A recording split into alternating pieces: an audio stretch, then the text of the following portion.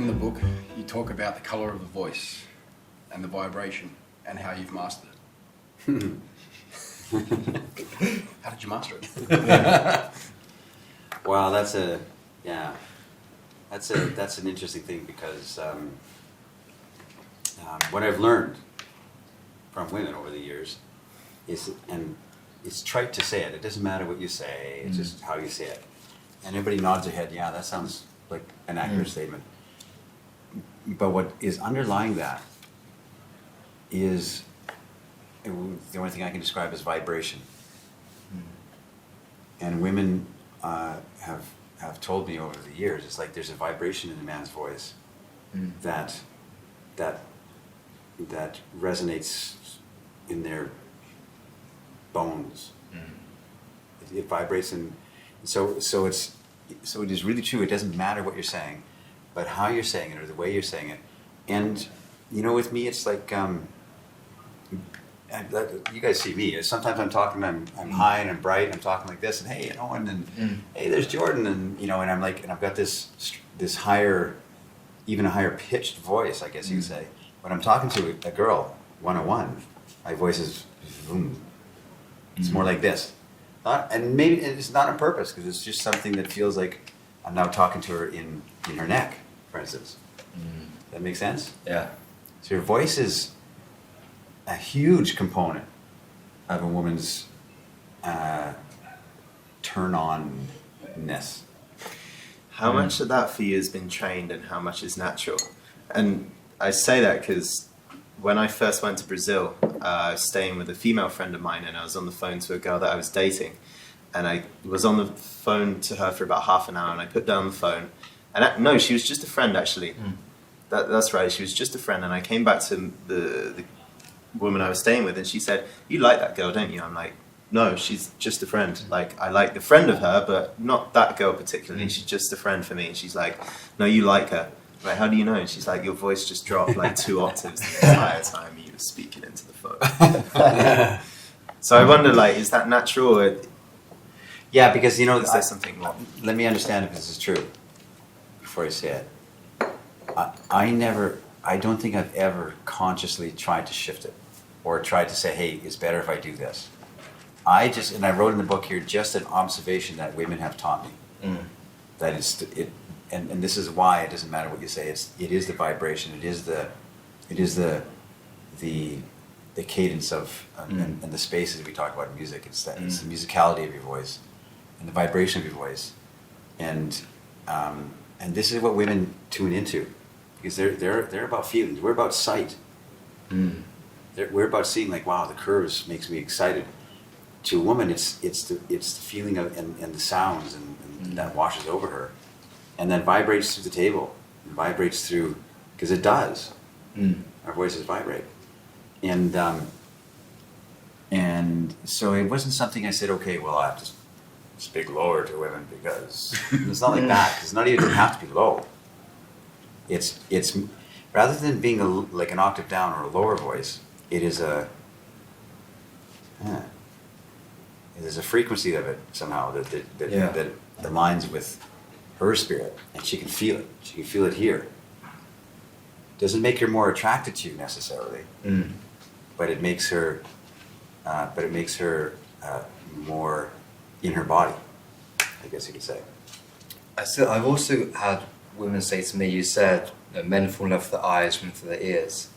And that's one thing, but I know sometimes women aren't about words and not about compliments. Some women about action, some women about touch, some women about gifts. So one of the other concepts you talk about in the book is touch.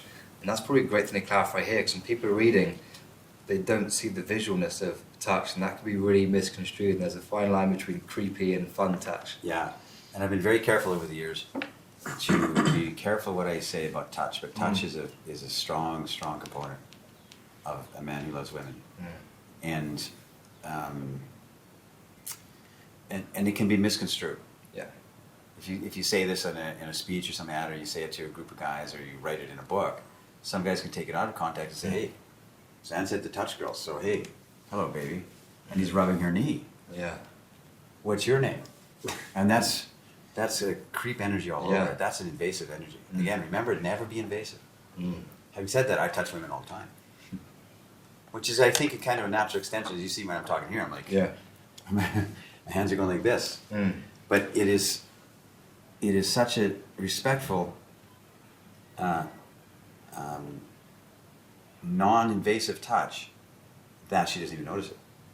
Right. You ever notice if you're talking to a woman or a girl in Starbucks or something in the line, and you're talking to her and you're having a nice conversation with her, and now you got your drinks, and you're saying, okay, so it was nice talking to you. And what does she do? She said, put your hand up here on the table. Yeah. She'll say, well, really have to go. My boyfriend's waiting. Yeah. What is she doing here? You don't even notice it. Yeah. But women are touching you all the time when Yeah. they talk to you. Oh, it's so sweet of you, but I really have to go. Thank you. Tap your arm.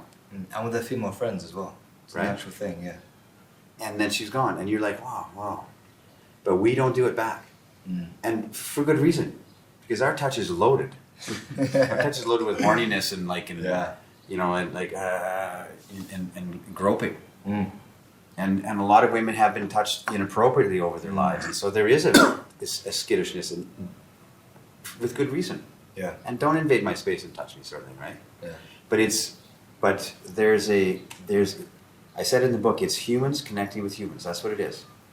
Because it's no different than if I was sitting with Owen and I saw a couple of girls there. Oh, I want to check out this girl's here. I just tapped him on the knee because that's all I can reach. There was a shoulder. Owen. He wouldn't notice because I didn't massage his knee. I didn't grab his knee. I didn't squeeze it. I didn't do anything. Neither was there like this dark shadow of foreboding. Slowly, Right. Certainly moved in. Exactly. It wasn't like, and I wasn't looking at it like this and staring down at it. Yeah. It's more like, hey, Owen, check out these girls. Yeah. He wouldn't notice that I touched his knee. You see? But we're afraid to do that to women. Yeah. It's the same thing. Like when because I'm expressive and I'm saying, hey, it's nice to meet you and your friend, and I'm touching her. Yeah. I need your arm again. But I'm touching her like it's nice to meet you. Oh, that was too much. Yeah. It's like it's barely anything. It's like it's nice to meet you and your friend, and we're having a party later tonight. And I just touched this girl twice and her friend. And it isn't a contrived thing. Like I said, it's kind of a natural extension of, and I've seen this in guys who really have great connections with women. They're not afraid to be in their body. Yes. In a respectful, non-invasive, non-presumptuous way. That's huge. Otherwise, you're a creep. Bring your arm back here. Because if I'm like this and, hey, so you'd like to go to my party tonight? You feel that. Yeah. That's what right do I have to do that, you know? How do you think I feel? So it's really, for me, it's just a tap and barely anything there and cloth only and bring your friend. She doesn't even notice I just did this. And I reached. Yeah. But if I looked at her and did it slowly, like I said, so bring your friend too. I felt that from you. Right? But it's such a natural extension of me or of the guys who really, their expression in there, because it comes with their love of beauty and their liveliness and their curiosity. I want to know. So I'm sitting here talking to three girls, which I'm talking to three guys right now, but if these three girls, I'm saying, hey, you should come to the party and bring this girl. And you come too. Bam, tap, tap, tap. I'm touching whatever's around here. With full respect. And you wouldn't notice it. Because it's a natural extension of. But I'll tell you this, that expedient, if that is congruent with you, if it isn't, and it's a put on, and it's an attempt to touch a girl, if it is congruent with the way you are naturally going to be in life and you can do it with your buddies, hey, check that, this kind of feeling. You'll never be in the friend zone. The proverbial, confusing friend zone, because she may not be attracted to you, she may not like you, or you might not be your type, but she will never think, oh, he's a nice guy. He's a nice guy, I'll date him and stuff. Just a nice guy. She will see that you are a nice guy, that you have those great elements of charm and humor and curiosity and empathy and respect above all, but you're also in your body. You're not afraid to lower your center of gravity and be in your hips. Yeah. And not in your head, hey. That makes sense? Did I describe Yeah. that well? I get that. I'd add to it another point. Is I see a lot of guys. They have this awkward moment, mainly on TV, where they go for the dreaded lunge. They spend the whole time just talking, gonna say that. haven't touched anyone else, and so they go for the energy. But if you're naturally touching, for me, I dance a lot, Yeah. so it's always natural. You're always like kissing girls on the cheek, arm around them, fun, very Yeah. natural way. If you're suddenly going for a kiss, it's a natural thing. You don't want this kind of standing tension. Suddenly, this big dramatic moment That's of awkward. huge. This as well. It's a natural flow from it.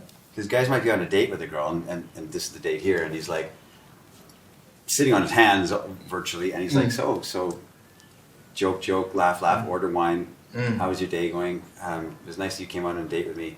And then, you know what I mean? It's unnatural. It's like, okay, now I got to do this too. Next step is to touch the girl, Yeah. and that's. No. It's more like it's more an expression of like, I'm with you here. I'm bringing this great energy into the conversation because I like it, and I'm touching. Yeah. And I just touched her leg as a natural thing, talking to Owen. Yeah. Greatest thing for me as an English guy, or again any of the white Anglo-Saxon countries, what helped me go from complete isolation as a human being, like would only touch you if it's a hug for Christmas or something like that. Was like to go and live in a place like Argentina or Brazil, which I did, and all of a sudden it became everyday and automatic just to touch your friends and touch women, and even like picking off lint off your shoulder or something like that. That's just the normal way of being. And as soon as I went back home after a few months away, it was like the most natural thing in the world. And I remember meeting my mother's friends, you know, women in their 50s, and kissing them on both cheeks, and they'd go bright red and be like, "Oh, you just kissed Because they don't me." experience that. Yeah. Oh, charming young man. Same as Canada. There's no touch there either. It's the same thing, right? I was in Texas once. I couldn't believe it. I was being introduced to a group of people and someone's wife, and I didn't normally do in most countries, you know, double kiss on the cheek. And this guy, you just think I just openly hit on his wife. Julie's like, "What are you doing, man? Hitting on my wife?" I was like, "What?" Spend a couple years in That's my Romania and then Texas. go to Yeah, I America. know. Whoops. I said to my Texas friends, like, "So what do you do when like a girl meets a guy?" She's like, "We shake hands." It's like, "You shake hands?" Yeah. Yeah, well, that's culture, right? There's a cultural thing as well, but it is Like more in natural. Belgium, the friends kiss each other too on the cheek. Yes. Yeah. Same in Argentina. Same in Argentina, Yeah, right? men do it. Yeah. It's culture. Do that in Texas. Hey man, Nice to see you again. how y'all That's when doing? the rifles come out of the garage. There's when you were talking about if it's not congruent with you. Yeah, in my experience, you have to give yourself permission to be able to do it. It's Yes. kind of what it's like, you know. It's an opening up of your spirit and your heart. Yeah. Just like you sat yesterday, when you sat in this more of a closed energy, and the advice to you was just to open it up a bit. It's the same thing. Does it not feel the same thing? It's an opening up of your spirit, your energy, your invitation.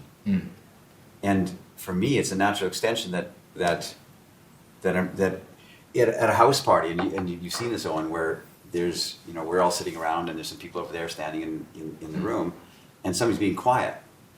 And if you were over there quiet, Owen, for instance, I was talking to these guys, laughing at a couple of girls, and I saw you being quiet, sitting on the corner of the couch or whatever over there. I wouldn't say, "Hey, Owen, come over here." I would say, "Owen, what are you doing? Yeah. Come here, come join us." So reaching. There's a. Maybe it's just me. Maybe I'm just more expressive than most people. But Yeah.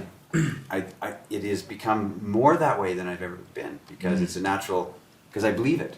And Owen, you should be over here. Get over here. And that ties into invitations. Yes, it It's does. like a hand of invitations. Because it's the Yes. same thing. It's like Yeah. inviting And it ties into Argentine tango that we're Tango, talking yeah. about, which is you're setting an intention and you're extending a hand, right? It's the same kind of thing. It's all invitation. Everything's invitation. The whole book's spirit of invitation. I like that.